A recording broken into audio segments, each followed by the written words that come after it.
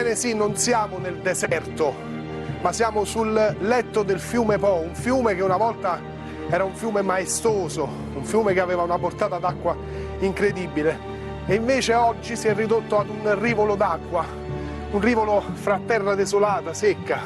Siamo qui con Meuccio Berselli, il segretario generale dell'autorità distrettuale del fiume Po.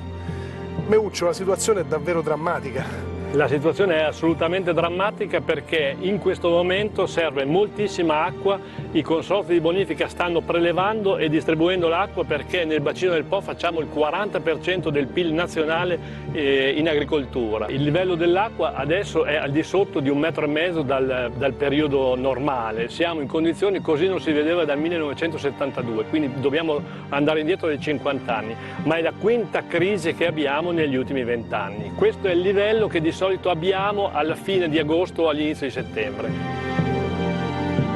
Eppure ieri sera nel Comasco ci sono state delle alluvioni, delle grosse alluvioni e qui niente, non c'è stato un aumento di un minimo. No, perché piove in modo molto calamitoso in un punto molto preciso.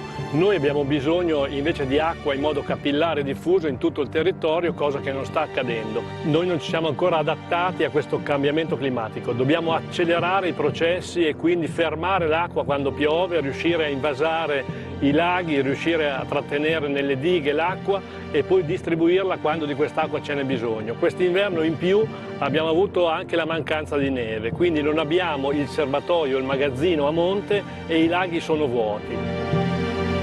Dobbiamo ragionare anche sul sistema delle colture, quindi avere delle colture meno idroesigenti. Rafforzare la depurazione, quindi riutilizzare l'acqua più volte perché anche questo è un fenomeno virtuoso e poi bisogna efficientare le reti, ma va fatto subito, non possiamo più aspettare perché altrimenti raggiungiamo un momento in cui ci sarà il conflitto dell'acqua fra territori della stessa nazione, come potrà accadere adesso.